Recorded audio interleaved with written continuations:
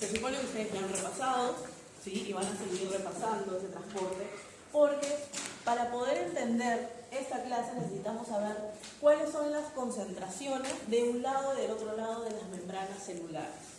¿Ok? Hemos hablado nosotros del líquido intracelular, del líquido extracelular, que tienen diversos componentes. ¿Se acuerdan que vimos una diapositiva que tenía barras con los quienes se encuentran más concentrados por fuera y por dentro? ¿Sí?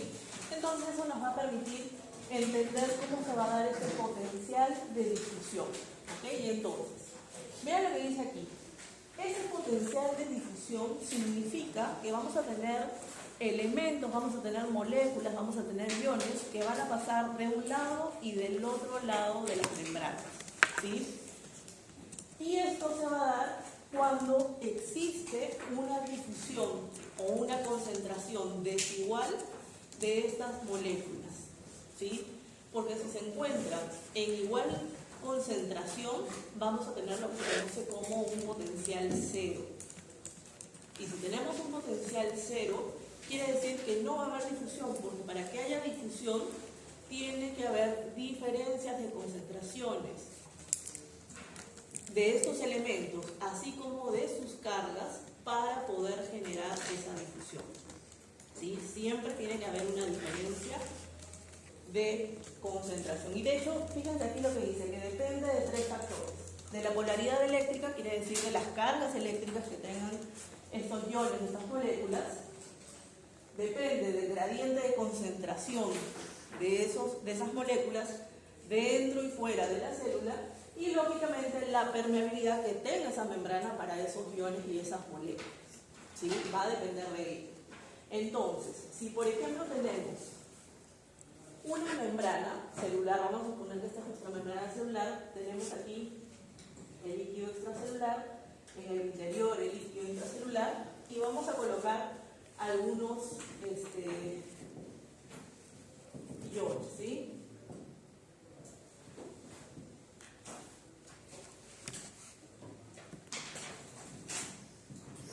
Pregunto, ¿aquí habrá potencial de difusión? Por ahí dicen que no, ¿por acá?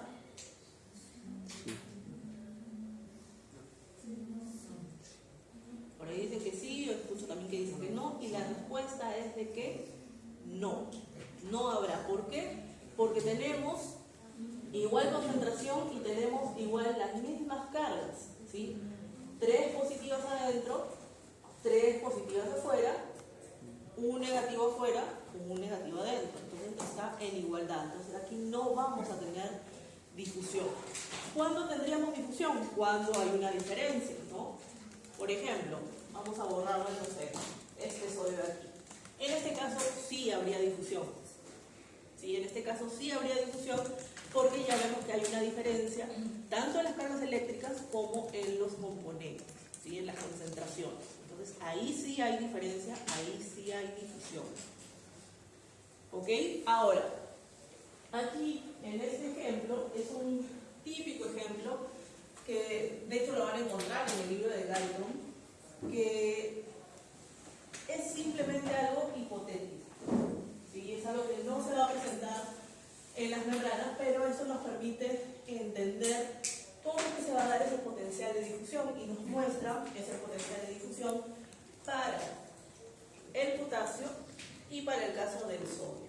En el primer caso nos muestra una membrana que es solamente permeable para el potasio.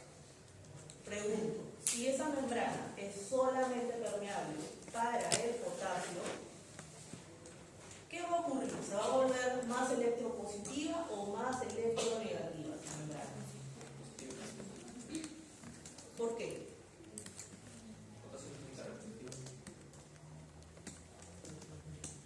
Pero el potasio, ¿hacia dónde va? ¿Hacia adentro o hacia afuera? Hacia afuera. Entonces, si esa membrana es solamente permeable al potasio, quiere decir que el potasio está saliendo. Y si sale, está dejando cargas negativas en el interior.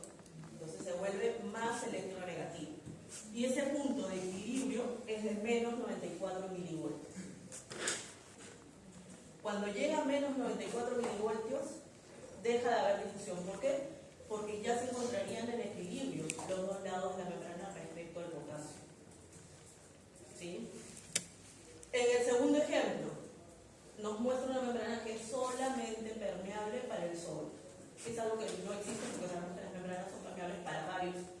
iones, por eso les digo que es algo hipotético. Entonces, para este segundo caso es solamente permeable para el sodio. Si es solamente permeable para el sodio, ¿qué va a ocurrir con esa membrana?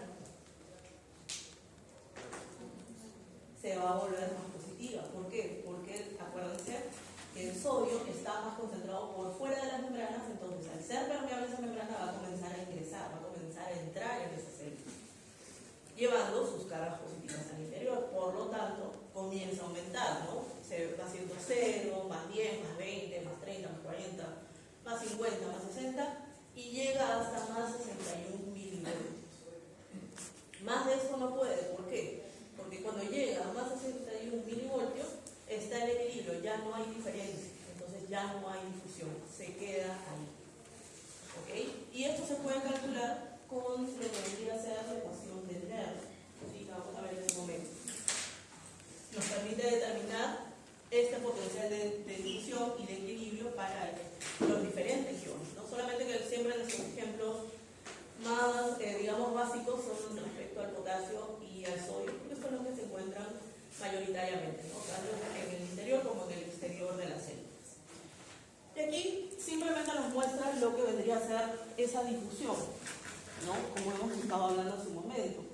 En el interior de las células encontramos mayor cantidad de potasio, entonces el potasio, siguiendo su gradiente de concentración, va a ir hacia afuera, ¿sí? Y en el caso de lo que vendría a ser el sodio se va a encontrar más concentrado por fuera.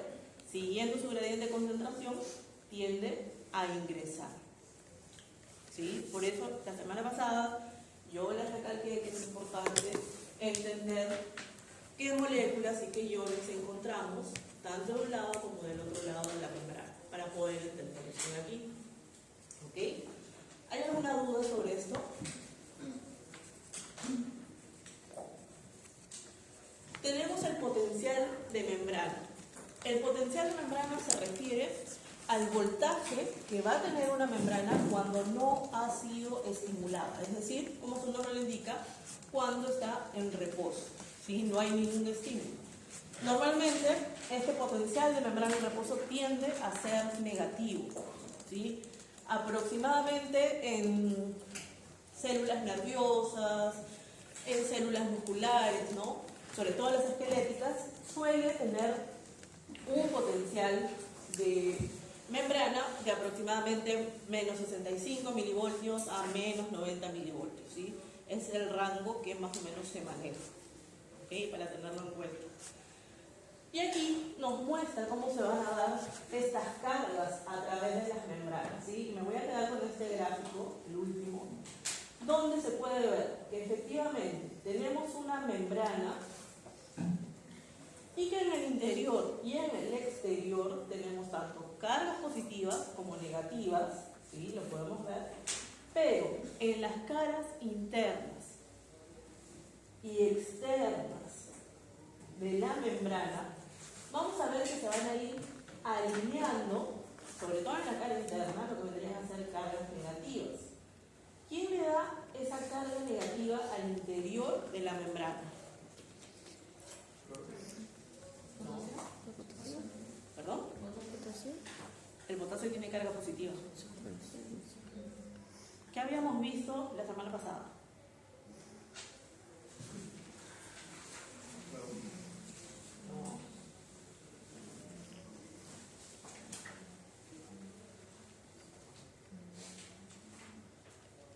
Acuérdense, revisen sus apuntes. ¿Qué habíamos visto? Aparte del potasio, ¿quién se encontraba en gran concentración dentro de las células? No, sodio no. No. ¿Cómo? No. Por aquí. Proteínas. Encontramos gran cantidad de proteínas que tienen cargas negativas, ¿sí? Y es la que le da esa característica, que la cara interna de las membranas tengan cargas negativas por la presencia de estas proteínas y también presencia de aniones orgánicos, ¿no? Entonces, mayoritariamente le dan esta característica de ser negativa en la cara interna, sabemos que las cargas opuestas se van a atraer, entonces lógicamente en el otro lado de la membrana los iones del sodio son los que se van a ir encontrando alineados a esta diferencia de carga.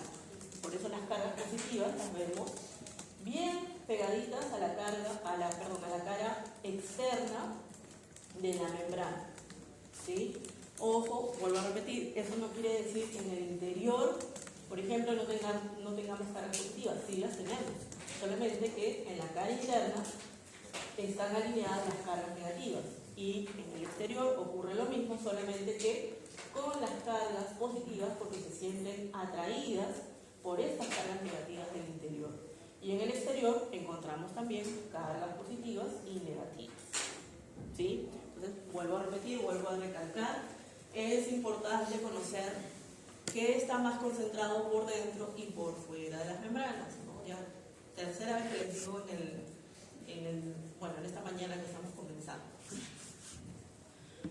Ahora, el potencial de membrana en reposo se va a dar principalmente gracias a que existen unos canales para el potasio que se conocen como los canales de reposo o los canales de fuga, ¿sí? Del potasio. ¿Qué quiere decir eso? Que son unos canales que normalmente están permitiendo que el potasio pueda salir hacia el exterior, ¿sí? Acuérdense, el potasio tiene cargas positivas, entonces al salir hacia el exterior va a generar que en el interior quede mucho más negativo. Tiende a salir constantemente, esos canales están abiertos constantemente, por eso se conocen como canales de fuga para el potasio.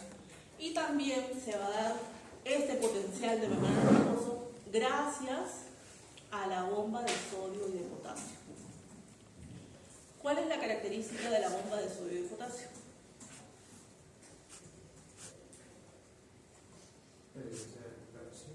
¿Perdón? No, sodio y potasio. ¿Cómo? Utiliza ATP en forma de energía, como todas las bombas, ya sabemos.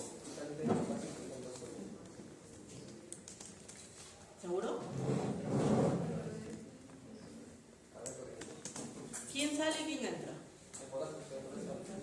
¿Seguro? El sodio sale. ¿Potasio sale? Sale sodio, ¿sí? Ingresa el potasio. Por eso necesita energía, va a ir en contra de su gradiente, ¿sí? Acuérdense.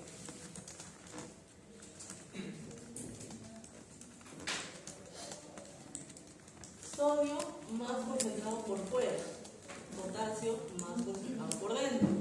Pero ¿qué ocurre? Que normalmente hemos visto que el sodio, siguiendo su gradiente, está ingresando y como ingresa, tiene que salir.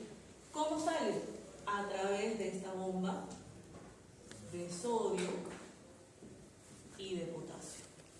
Salen 3 de sodio e ingresan 2 de potasio.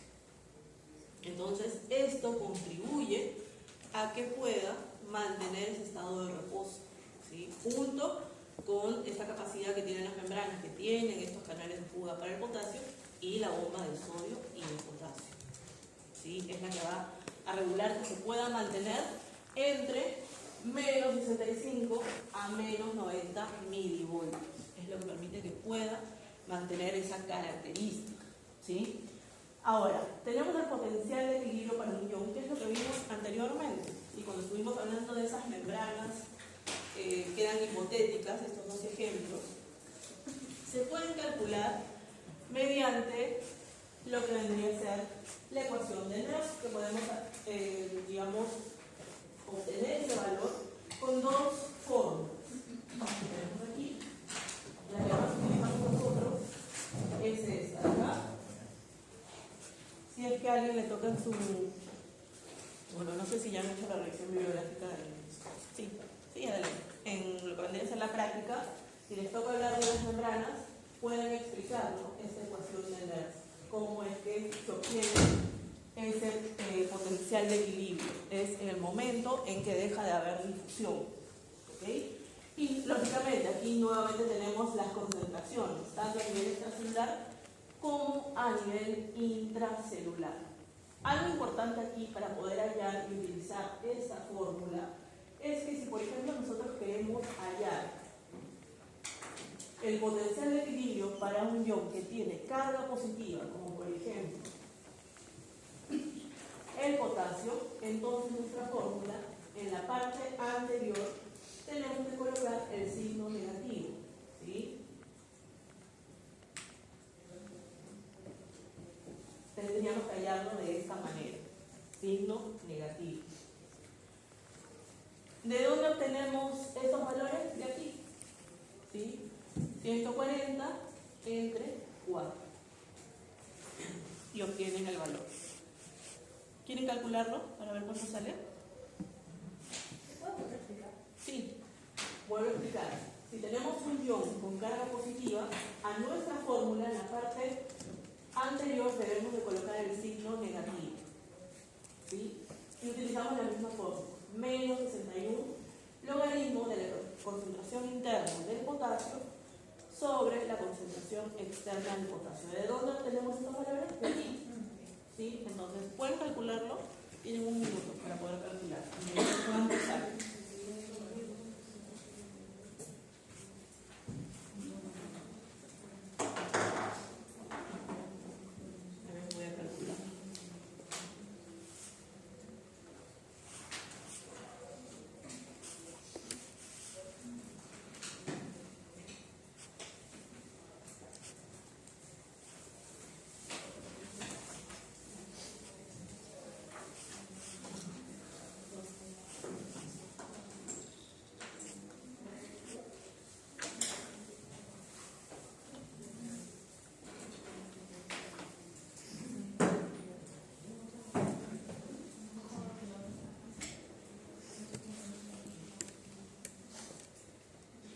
¿Cuánto sale?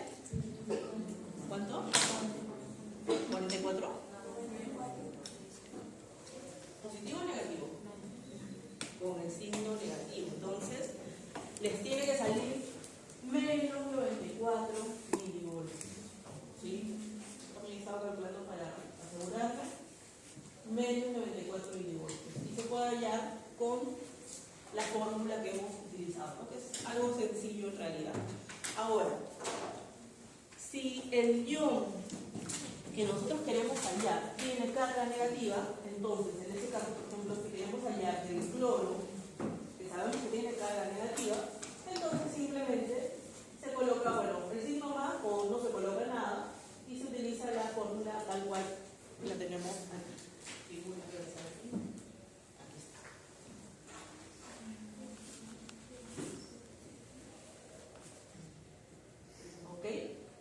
Si el ion es negativo, vuelvo a repetir, no se coloca el signo a nuestra fórmula. Solamente en caso de que sea positivo el ion, se coloca ese signo negativo por delante.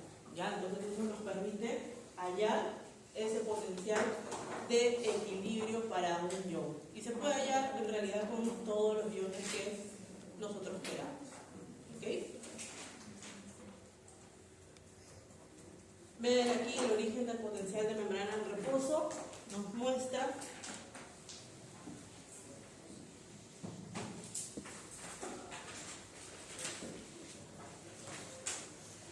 lo que ya habíamos conversado hace un momento. Por un lado, los canales de fuga para lo que vendría a ser el potasio, pero también nuestra bomba de sodio y de potasio. Como hemos visto, se expulsan 3 iones de sodio e ingresan 2 de potasio.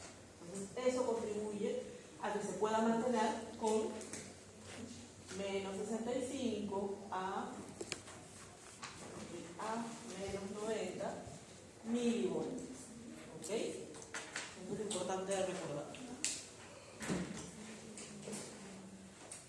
Ahora, aquí nos muestra lo que vendrían a ser los potenciales graduados. Yo me imagino que ustedes ya tal vez en biofísica han hablado del potencial de acción, ¿sí o no? ¿Qué es potencial de acción?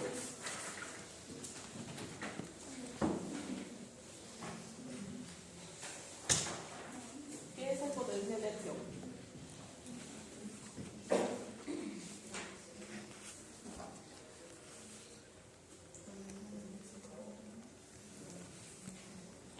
que es el potencial de acción?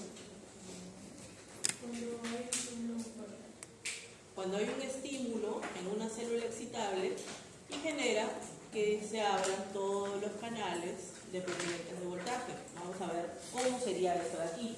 Pero primero tenemos que entender que es un potencial graduado, ¿sí? Nosotros sabemos que en estas células excitables, como son las neuronas o como son los músculos, por ejemplo, nosotros podemos aplicar estímulos que pueden ser pequeños.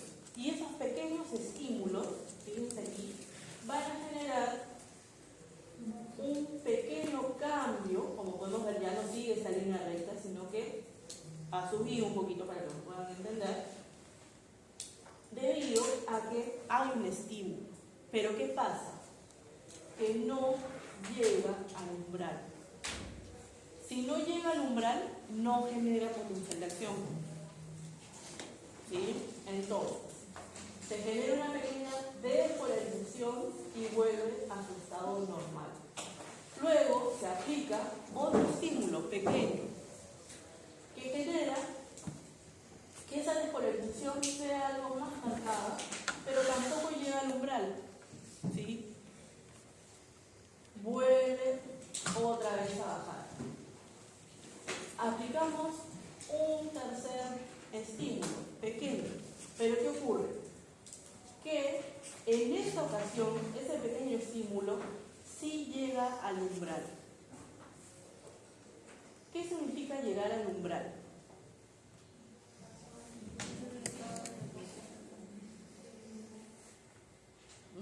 No entendí nada. Es lo mismo. Exacto, es el estímulo mínimo que se necesita para generar el potencial de acción, efectivamente. Por lo tanto, en este tercer caso, ¿sí? En el estímulo C, llegó al umbral, por lo tanto, en este caso sí se abren todos los canales de sodio. Por lo tanto, se genera el potencial de acción. ¿Ok? Ahora, ¿por qué se genera el potencial de acción en este tercer estímulo? Si los tres son estímulos pequeños. Lo que ocurre aquí es que se va dando una sumatoria de esos estímulos. Se van uniendo, se van sumando esas ondas. Por eso se ve que va de manera ascendente. ¿Por qué? Porque estamos aumentando la frecuencia del estímulo. Todos son pequeñitos, son estímulos muy pequeños, pero que se van a ir sumando hasta que llegan al umbral. Y si llegan al umbral, generan potencial de acción. ¿Ok? ¿Se entiende? ¿Sí? Vamos a la siguiente. Y aquí tenemos nuestro potencial de acción. Vean aquí. Aquí nos está mostrando que su potencial de membrana en reposo se encuentra en qué valor. Menos 70 milivoltios. Lo podemos ver aquí, ¿sí? Está en reposo, llega un estímulo, ese estímulo va a generar que se abran canales de sodio, ¿sí? Se abren los canales de sodio. ¿Llega al umbral? Sí, llega al umbral, podemos ver aquí. Por lo tanto, se dispara el potencial de acción. Se abren todos los canales de sodio. Acuérdense que el potencial de acción responde a la ley del todo o nada.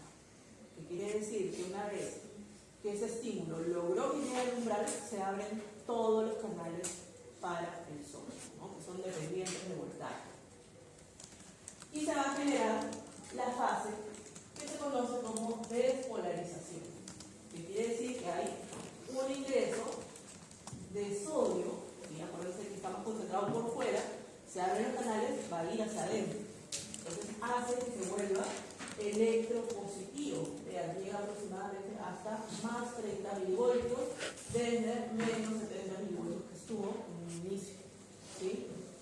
Entonces, llega a más 30 milivoltios y en este punto lo que va a ocurrir es que comienzan a inactivarse los canales para el sodio. Cuando se inactivan, deja de ingresar sodio. Y en este caso comienzan a abrirse los canales dependientes de voltaje para el potasio. Entonces el potasio comienza a salir, ¿sí? Sale el potasio. Por lo tanto, al salir estas cargas positivas, ¿qué ocurre? Vuelve a hacerse electronegativo, generando la fase de repolarización. Se repolariza. Ahora, estos canales de potasio tienden a tardar, tienden a ser un poco lentos a la hora de cerrarse. Por lo tanto, vean aquí, se está repolarizando, llega al valor de reposo, pero como todavía se están cerrando lentamente, el potasio sigue saliendo, haciéndose más electronegativo, generando la fase de hiperpolarización. ¿Sí? Se hiperpolariza, se vuelve más negativo. Y luego, fíjense aquí cómo va a generar que regrese otra vez a su potencial de membrana en reposo.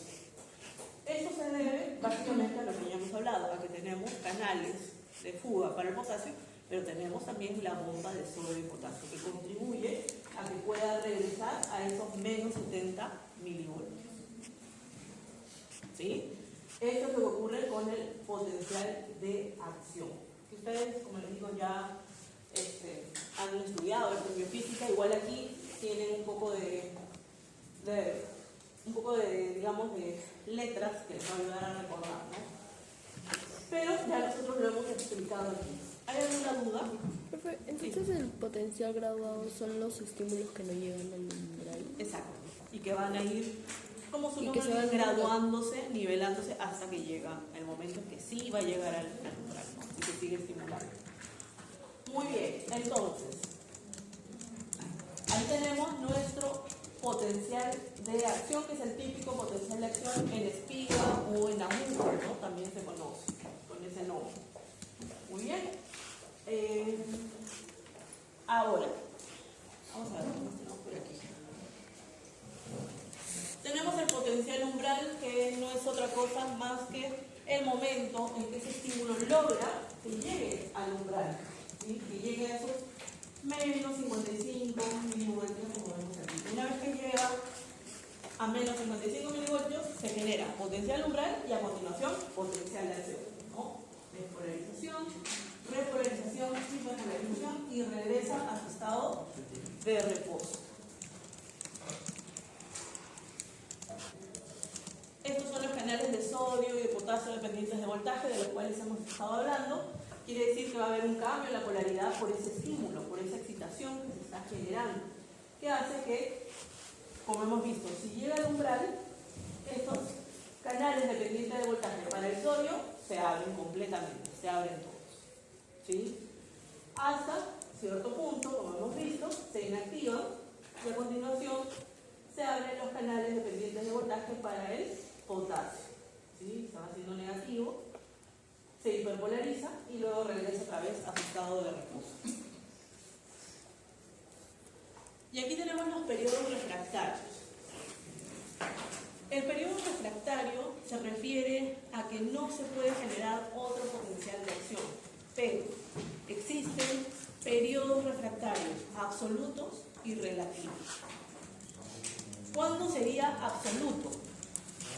Cuando no se puede generar otro potencial de acción por más que el estímulo sea elevado, ¿sí? Es decir, que no se va a generar otro potencial de acción, ¿sí? Y para entender esto, vamos aquí otra vez a nuestro gráfico de potencial de acción.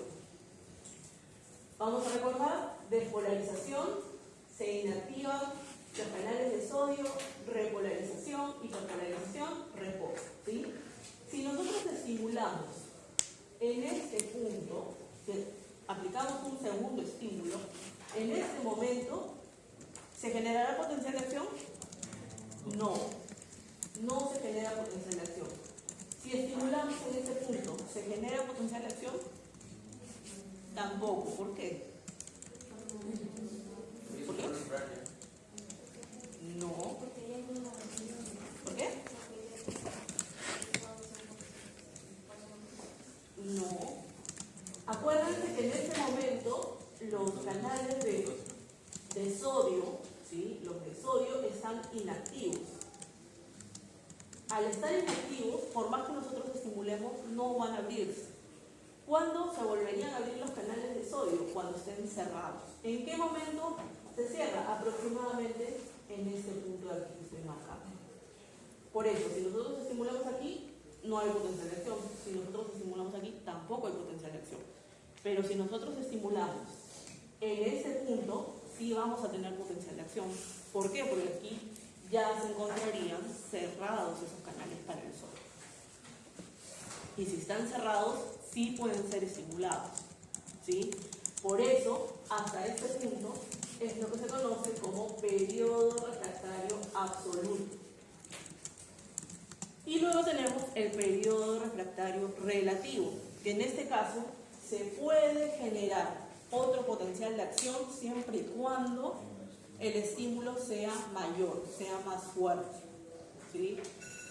¿Cuándo podemos generar un estímulo mayor? Cuando estamos justamente en este punto. Si nosotros estimulamos por aquí, vamos a generar otro potencial de acción. Vamos a generar gracias a ese periodo refractario relativo. ¿Sí? Entonces, recordar, periodo refractario absoluto y relativo. El absoluto no se puede generar otro potencial de acción, ya saben por qué, y el relativo sí se puede generar siempre y cuando sea un estímulo mayor y se genere también en la zona que nosotros ya hemos visto. ¿Ok? Ley del todo o nada, ya les comenté hace un momento que en el caso de los potenciales de acción responden a la ley del todo o nada. Si el estímulo llega al umbral, llega a esos menos 55 milivoltios, genera potencial de acción, siempre y cuando se den las condiciones. ¿Cuáles son esas condiciones? Que la membrana se encuentre en buen estado, ¿sí? Que los canales se encuentren en buen estado. Si hay una lesión en un nervio, obviamente ya no vamos a tener un potencial de acción, no va a responder esa ley del todo o nada, ya no es fisiológico. ¿Ok? Entonces, siempre que se den las condiciones, responde a la ley del todo o nada. Vean aquí tipos de potenciales de acción. Tenemos el primero que hemos visto, que es el típico en espiga o en aguja, este de aquí. ¿Correcto? Vamos a ver en las siguientes semanas, por ejemplo, vamos a ver potencial en meseta. El potencial de meseta es característico en lo que vendría a ser el músculo cardíaco, a nivel del corazón, ¿sí? Se presenta esta meseta característica que es por la entrada de calcio, básicamente.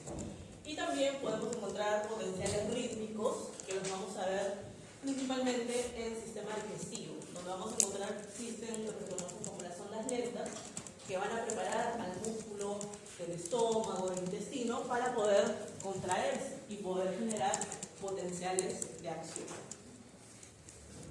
Acá tenemos lo que vendría a ser un potencial de acción a nivel del miocardio o a nivel del ventrículo, donde podemos ver que se van a dar diferentes fases. No voy a centrarnos mucho en esto porque esto lo vamos a ver en cardíaco con mayor detalle, pero sí quiero que vean que tiene la característica de que vamos a encontrar más fases. ¿Por qué? Porque encontramos esta meseta, ¿sí? Que se da básicamente por el influjo de iones de calcio. Cambia un poco respecto al potencial de acción que nosotros estamos acostumbrados, que es el que se presenta en la aguja. ¿Okay?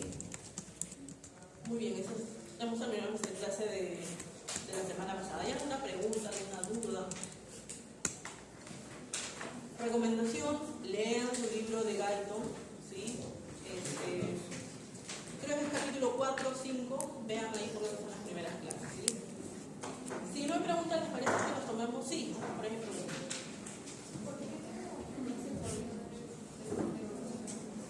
¿En qué caso? En el absoluto. Porque si los canales de sodio están abiertos, no están inactivos, no pueden ser utilizados. Solamente si no me acuerdo, pueden hacer. ¿Otra pregunta? Es que los canales de sodio no se pueden estimular a no ser que estén cerrados completamente. Claro, y solamente... ¿Les parece que nos tomemos un receso de 10 minutos? 15 minutos y regresamos.